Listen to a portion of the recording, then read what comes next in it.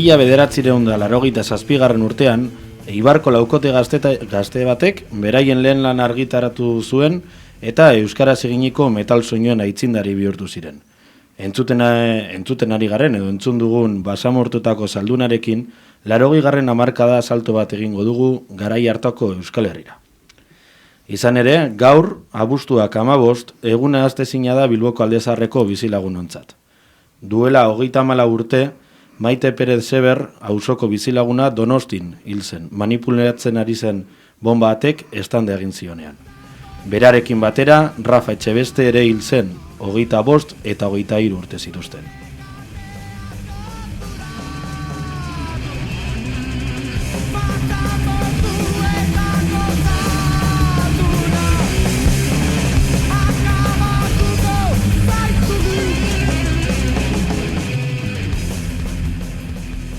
Ongi etorriak Etxebarrieta Memoria Elkarteak 87.0 FM irratiaren laguntzaz, uinetan emititzen duen 5. saiora. Gaurkoan esan bezala, Maite Perez Seberrengana hurbilduko gara, bere heriotzaren 34. urte hurrenean. Ta beti bezala hasteko gurekin mailan ditugun lagunak aurkeztuko dizkizuegu. Etxebarrieta Memoria Elkarteko kidea diren Albar eta Julen, kaixo? Kaixo. Eta gaur beste gonbidatu berezi badaukagu, auzokidea dugun Jose Bartola. Zemuz? Bizi dauten. Ez da gutxi. Ia, lehenengo betiko galdera. Aizu Julen, noiz edo nola izan zenunzuk Maite Perezen berri edo?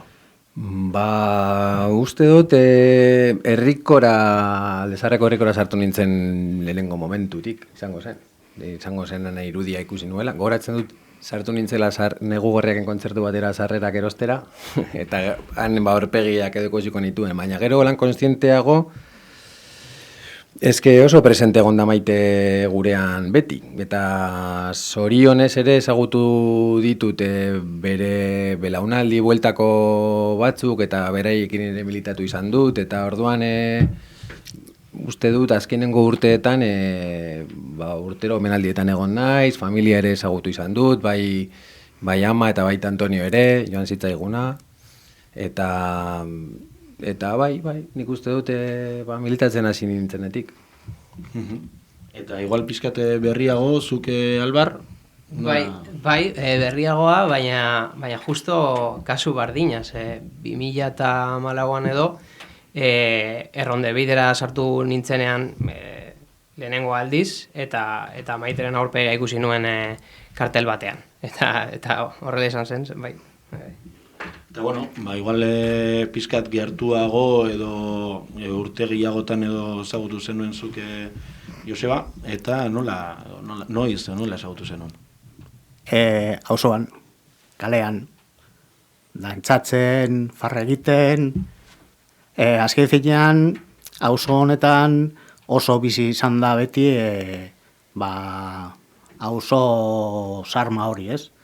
Hemen garai horietan biltzen zen jendea, gaur egun bezala, pizka desberdin, baina, Bilboko auzoko guztietako jendea batzen ginen auzoan. Aldezarra. Bai, gaztea ginen. Eta los jueves universitarios los inventamos nosotros. Holako egoretan, gero herri mugimenduan, gero batez ere, ni goratzen lehenengo Maitea ezagutu nuena izan zen, konpartzakidea izan zena. Horrek ere bere eragina utzi du. De hecho... Gero repasatu dugu. Horri da. Azken finean Maiteren berria izan zen, kalean, gure arteko, harreman sozialetan. Harreman sozialak bihurtzen direla laguntasun harremanak, laguntasun harremanatik pasatzen direla maitasun harremanetera, askotan, gutxiagotan, gutxitan. Edo gutxiegi. Baina, eta gero, horrek eramaten zuen, eta berarekin laguntasun horretatik, burkietasunara pasatu ginenon guztiontzat, izan zen beste ikuspuntu batetik, bizitzen genuen harreman bat. Nik horretaz gaur egun ezin dut hitz egin. Deno dakigu, baina ni batez ere beti esaten dut, ez? Zu Maite nola da eskerbituko zenuke. Eta ez ni bakarrik. Ezagutu genuen guztiok, nik uste dut Maite izan zela maitasunaren irudi bat guretzat. Ez dara lehenengo azetan duena hori bai. Ja, nik hori askotan eta jende askori entzun dutan gauza bat da, Maiteri buruz. Bai, zen pertsona bat, oso zabala, beti prest horietako bat, behar zenerako. Gu, gainera, da, gauza kurioso bat ez, baina oso berezia izan zen nola pasatu genuen guk, gure artean, laguntasunetik bolukidetasunara. Eta hori izan zen, bizi izan genuen ontzat, izan zen, bizi honetako esperientzia oso bitxia. Oso bitxia. Eta bai. Izan zen, gaur egun seguro bera ere gogoratzen bada, eta horretaz gogoratzen garenok, farre batzuk egingo genituen zen, gainera izan zen beraren aldetik, un punto de humor que se lo ponía todo. Hasta eso. Hasta eso. Olako momentutan ere nabaritzen da bai.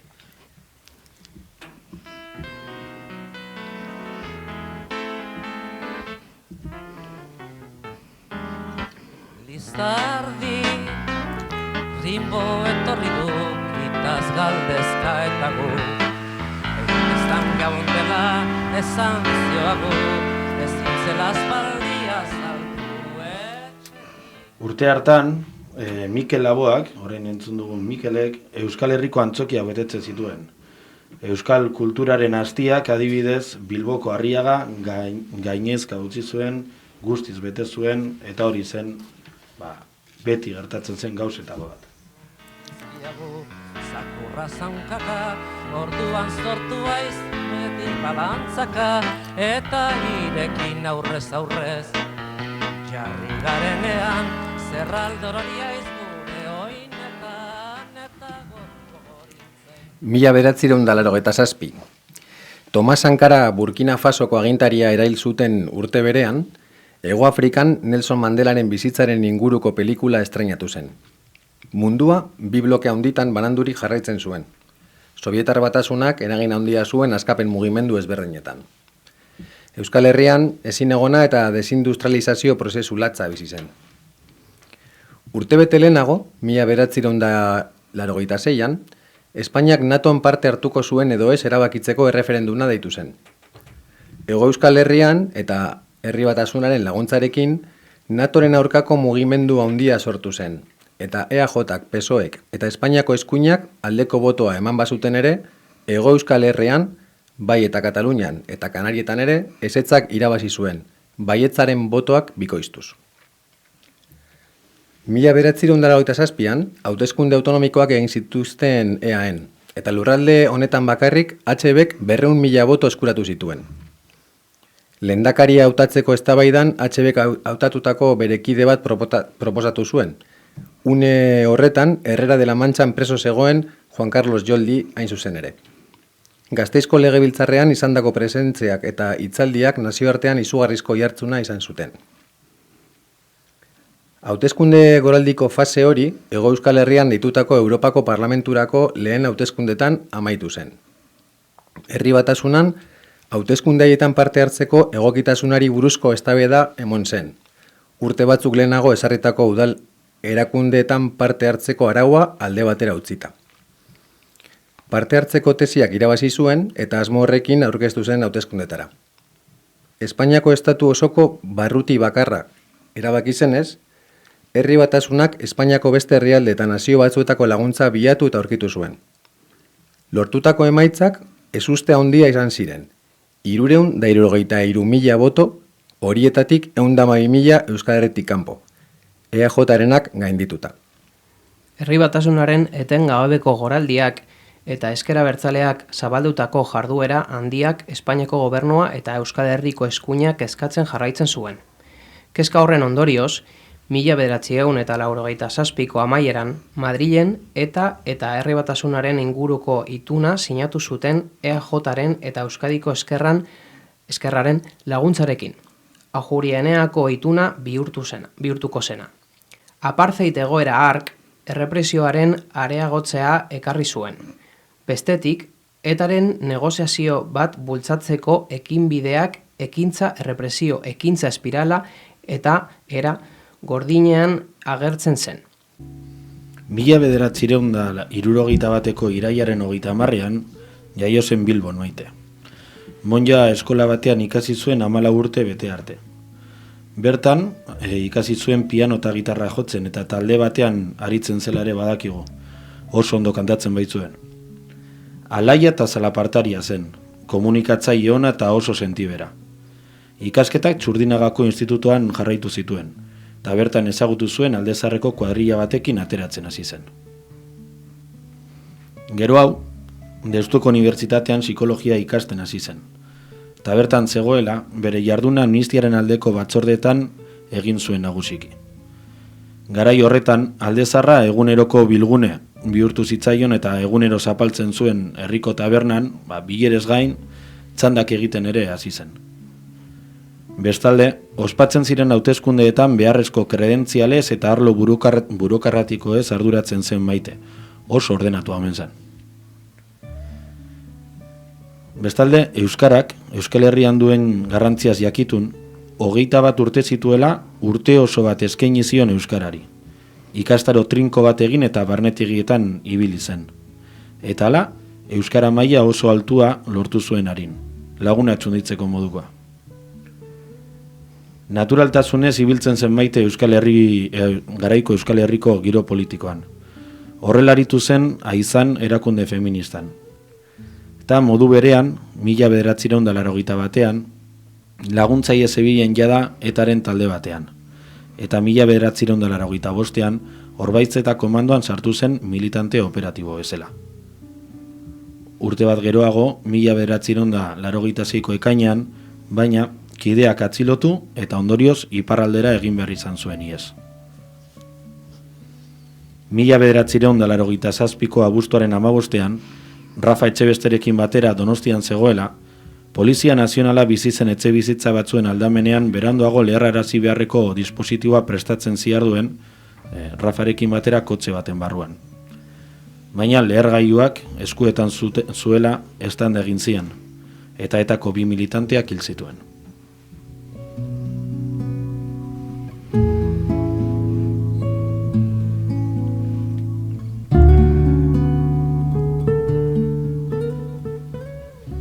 Ia, lehen aurkeztu dugun bezala, gurekin gaur estudian Luzuzko auzoki bat daukagu. Eta, orain keinuak egiten dizkit, baina guretzako hala da. Berak nahi ez badure. Eta, Maitaren lagun eta burkidea izandakoa da Joseba, eta plazer handiz agurtzen zaitugu gaur, Joseba, Artola Ibarretxe jauna. Ni zue be, por cierto.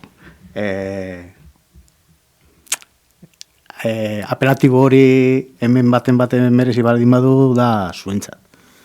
Egiten ari zaiten gati.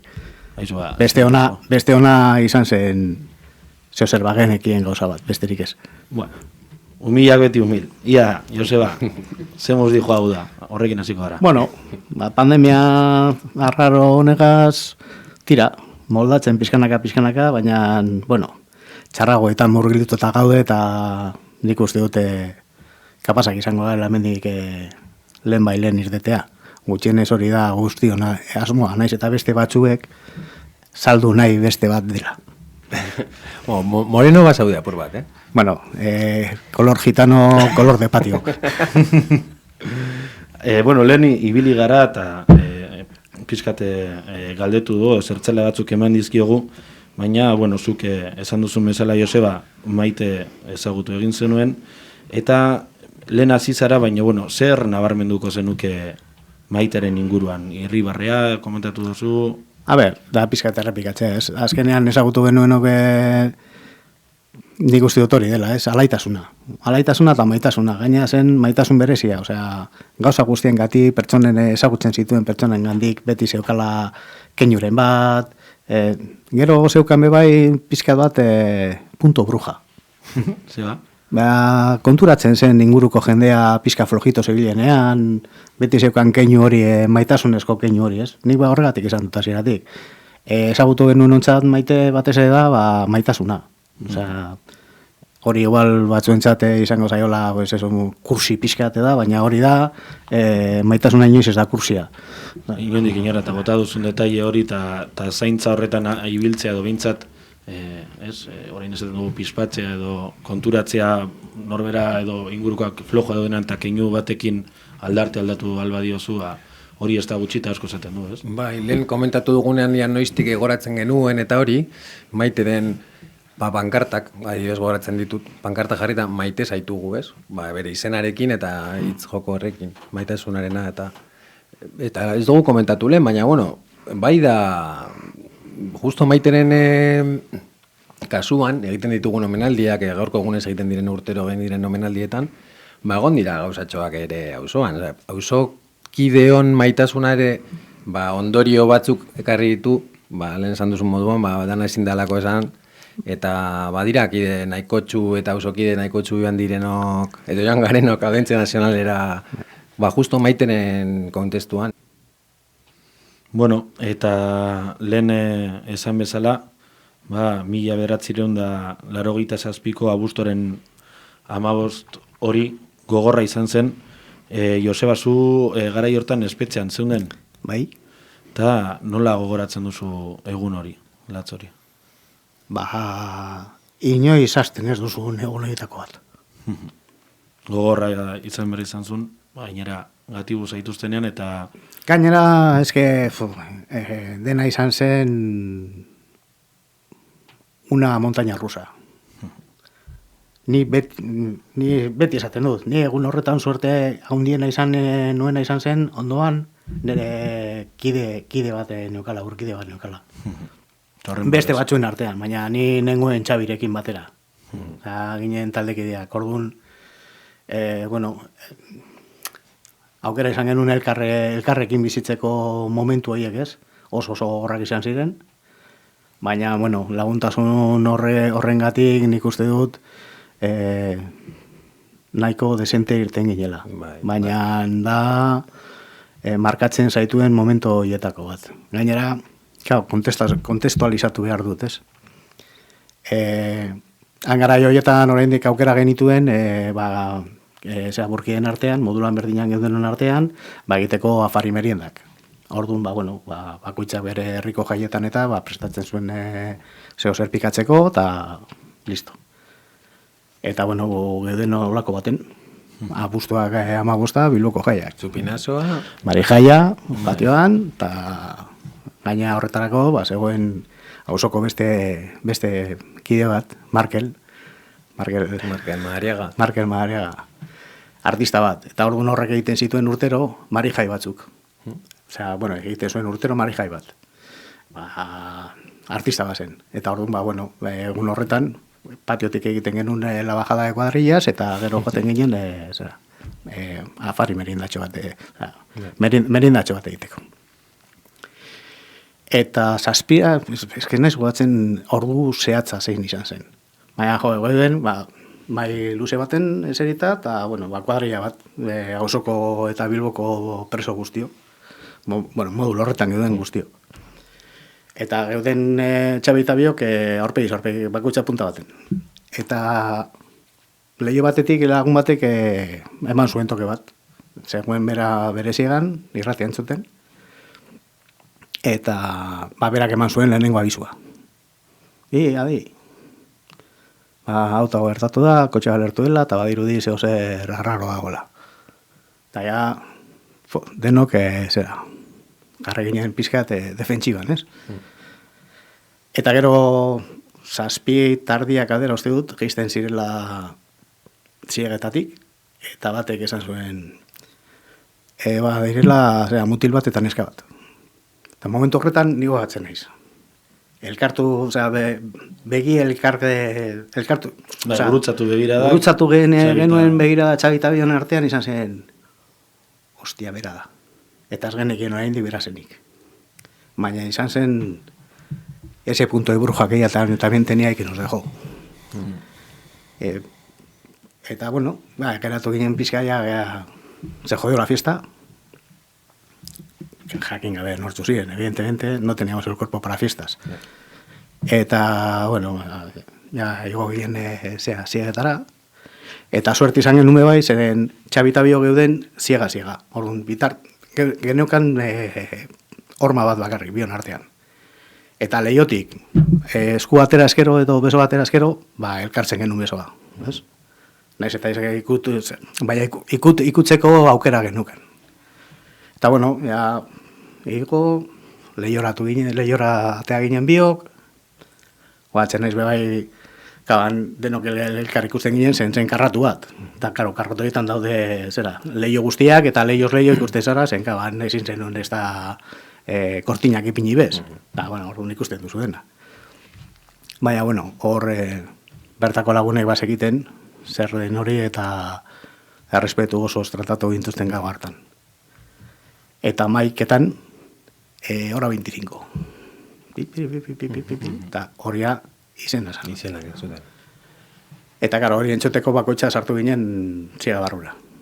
Eta gogatzen naiz eta los arkeologos bere garaian aurkituko dutela horma baten bi aldetakotan nola dauden ukabilak markatutak. Bai Txabirenak eta bai nereak. Eta gero horti irten ginen lehiora, hori, ikutu. Ikutu eta bota. Eta lan bizi ginen gau hartan. Egun gogorra, bai. Gainera zuek gazteak zineten. Zenbat urte zen dituzten? 23. Bai. Bueno, baina, bueno, a ver. Olako gordina da. Bai, hombre, eske da ni beti esaten dut. Hori bakarrik tokatzen baldin bazaizu eta beste lagun batzuei tokatu zaien moduan, eta hori pertsona bat galtzea olako baldintzetan oso gogorra da. Oso sentitzen da hori da sentimentu humano bat. Eta guztiei, zoritxarrez, gertatu zaigu. Eta hemen denok ezagutzen dugu zer den mina, zer den falta, eta zer den beharrak, Bai, horregaitik. Bai, hori izan urrengo galdera. Olako momentuak, zoritzarrez, zuk esan bezala, jende askok edo danok pasa ditugu, eta horregatik gaur egun, eta ordutik eta gaur egunen arte, Joseba, uste duzu garrantzitsua dela etorkizunerako maite bezalako pertsona, militante, lagun, eta auzokideak gogoratzea ze garrantzia dauka horrek? Bueno, hau erderaz egingo dut. Nik erderaz egin nahi dut ondo ulertzeko, para que no haya ningún tipo de confusión. Con el tema de si se debe seguir haciéndolo o no, hay una cosa clara. Cuando tú quieres a una persona, te acuerdas cuando se ha ido, le sigues queriendo y sigues echándole en falta. La mejor forma que nosotros que tenemos para seguir echándole en falta es seguir queriéndole. Entonces, eso es algo que además que es normal. Es decir, tú en tu vida dejas un rastro humano y el problema que parece ser que es para algunos es que Maite ha dejado un rastro humano muy grande, muy amplio y que nos seguimos acordando de ella. Y que para nosotros aquel día pues fue un día de pérdida, como le pasa a todo el mundo que pierde un ser querido. Tiene su día de pérdida. Nosotros desde esa pérdida no queremos, no nos gusta, bueno, nosotros, yo voy a hablar en mi caso, a mí el que yo me acuerde ese día especialmente de Maite, y independientemente de que me acuerde muchos días cuando de repente se me vienen imágenes, porque es gente que te deja rastro, y te deja rastro en tu historia personal. Entonces, la cuestión es, el recuerdo de Maite, ¿por qué tiene que hacer daño a nadie? Entonces, que les haga daño o no, lo siento mucho. Es una cuestión que, como se ha demostrado todos estos últimos años, se ha venido haciendo y yo creo que se seguirá haciendo por parte de la gente que le hemos conocido, por parte de la gente que no la ha conocido personalmente, pero sabe cuál es su figura y sabe por qué. Y bueno, sin más. O sea, al final hay tías a las que nunca hemos conocido y les amamos profundamente. Bueno, pues para muchas generaciones de este barrio, y que se entienda bien, Maite era la tía del barrio. Y la tía política del barrio también, ¿eh? Porque aquí, a ver, la persona es en su integridad. Lo mismo que para los que le conocimos Maite es Maite, aquí en el barrio ha pasado. O sea, Maite ha sido pues la chica del barrio a la que le explotó un coche bomba. Porque no la han conocido. Entonces, bueno, pues para ellos es esa, pero bueno, para nosotros es un ser querido. El derecho a querer a los que nosotros queremos querer no nos lo puede quitar nadie. Y lo sentiremos mucho si alguien se siente ofendido. No creo que sea motivo.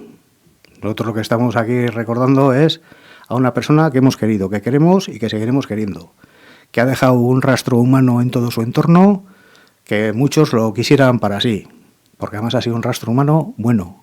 También lo ha dejado malo, como todos. Pero ese malo también está reconocido. Pero el bueno es el que hemos conocido. Y es el que nosotros transmitimos cuando nos preguntan sobre Maite como persona.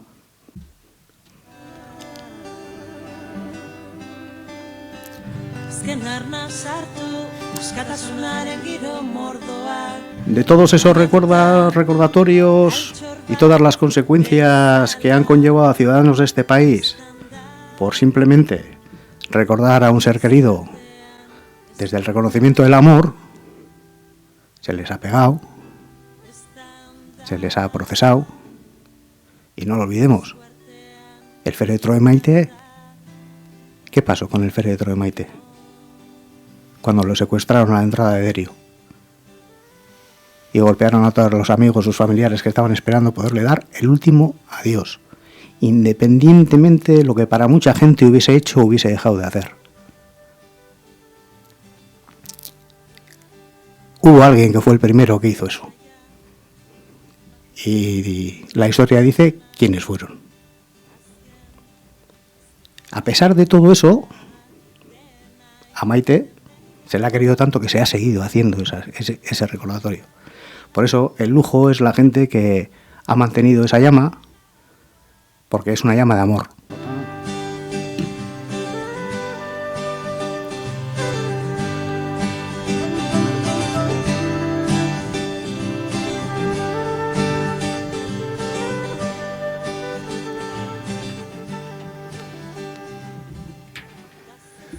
Bueno, hurbilketatxo bat egin dugu behintzat. Abuztuak 15, oroimenari eta gure osoko historia hurbilari begirada botatzeko egun bat ere badenez, Etxebarrieta Memoria Elkartetik herri memoriari bultzadaren beharra sohartu eta gure historiako pertsona eta pasarteak gogoratzera konbidatzea geratzen zaigu.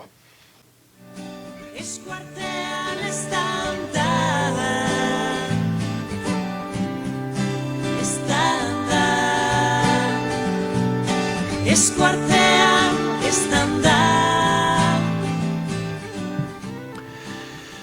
Kanta aproposa entzuten ari garen estanda hau, kasu honetan Amaiur taldeak bertsionatua.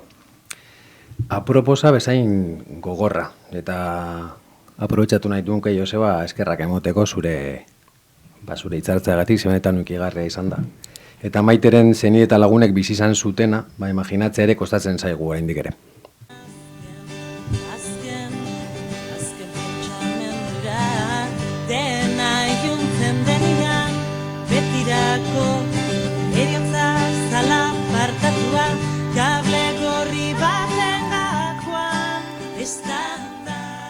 Besterik gabe, bukatzeko, eta beti bezala eskerrak eman 87.0 FM-ko irratiari, eta gu entzuten egon zareten guztiei.